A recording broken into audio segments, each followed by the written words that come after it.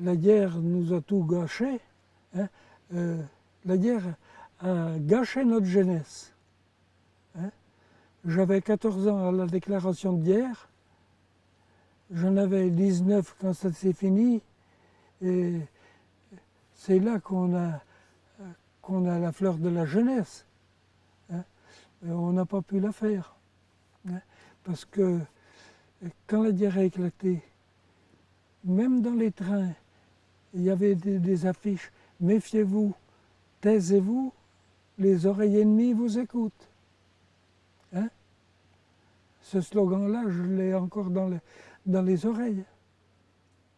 On a eu d'abord l'exode,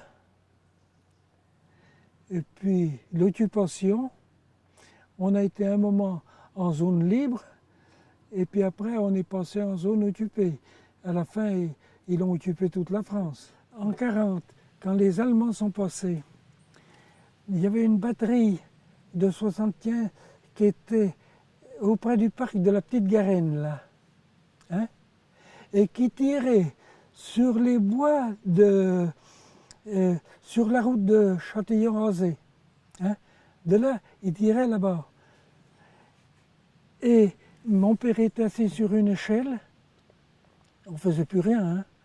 Et puis moi j'étais avec les vaches dans un champ à côté, et puis d'un seul coup j'ai entendu. J'ai jamais su ce que c'était, moi. Mais mon père, qui avait fait la guerre, il savait ce que c'était. Et c'est là, dans la nuit, il a fallu faire venir le médecin et on croyait qu'il allait se suicider.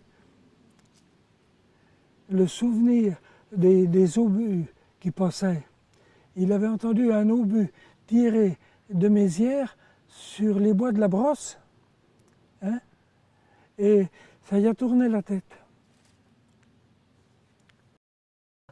Comme mes frères étaient partis, eh bien, souvent, il fallait que je me cache.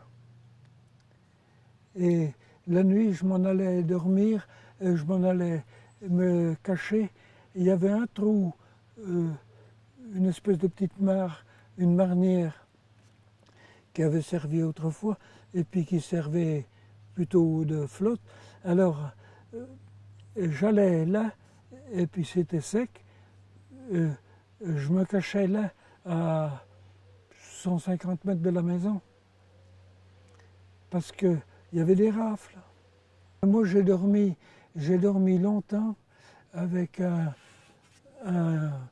Smith & Wesson 9 barillet, comme ça, dans la ceinture. Hein? 5 balles dans le barillet, un trou vide. Hein? Et vous savez pourquoi? Eh bien parce que 5 balles, mais je laissais un trou vide au cas où il y aurait eu un coup, une fausse manœuvre, que j'aurais fait percuter quelque chose, j'aurais fait percuter dans le vide.